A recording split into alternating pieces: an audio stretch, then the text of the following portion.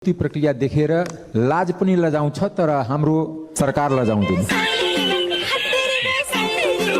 सरकारको कुनै फेरबदल केही पनि अहिले हुँदैन, तर सरकारले गर्नुपर्ने डेलिभरी जसरी गर्नुपर्ने हो त्यसरी गर्न सकिरहेको छैन।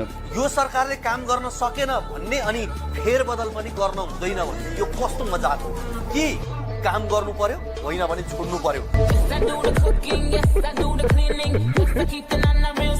काम गर्न पनि नसक्ने अनि कुर्सी पनि ओगटेर बस्ने कांग्रेसको देखाउने दाँत गगन थापा अनि चपाउने दाँत चाहिँ शेरबहादुर देउवा र आर्जु राणा भए अनि यिनका रंगमञ्चमा बेतालको कम्मर मर्काउने चाहिँ गृहमन्त्री रमेश लेखक।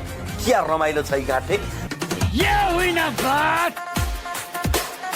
नक्कुच जेलमा उम्मेदवारहरूलाई लिएर जानुभयो होइन रविजीसँग सबैको अन्तर्क्रिया भयो होइन भयो भयो कहाँ लैजानु पर्ने थियो बालकोट।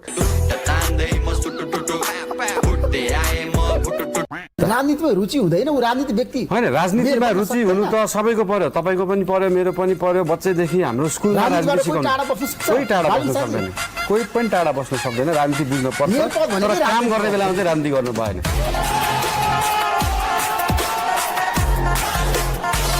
तपाईँले केपी शर्मा ओलीको किन आलोचना गर्नुभयो बताउनुहोस् त, जनता जान्न चाहन्छन्। मैले केपी शर्मा ओलीजीको धरहरा त उहाँले बनाएको हो नि होइन, त्यो धरहरा होइन, त्यो धरहरा किन होइन।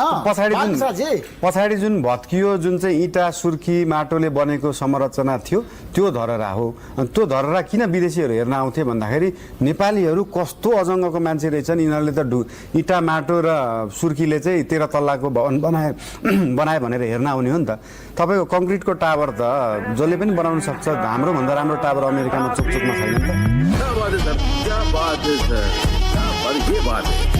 तपाईँलाई कति पैसा दिनुभयो जेनजीहरूलाई अथवा घाइतेहरूलाई ठ्याक्कै भन्दा? अब त्यो त अब ठ्याक्कै यति चाहिँ नभनौँ, अब जो सबैलाई पुग्ने यो उपत्यकाभरि त सबैलाई पुग्नेलाई सबैलाई। त्यो पैसा कहाँबाट आयो? अब त्यो पैसा चाहिँ ब्याङ्कबाट आयो।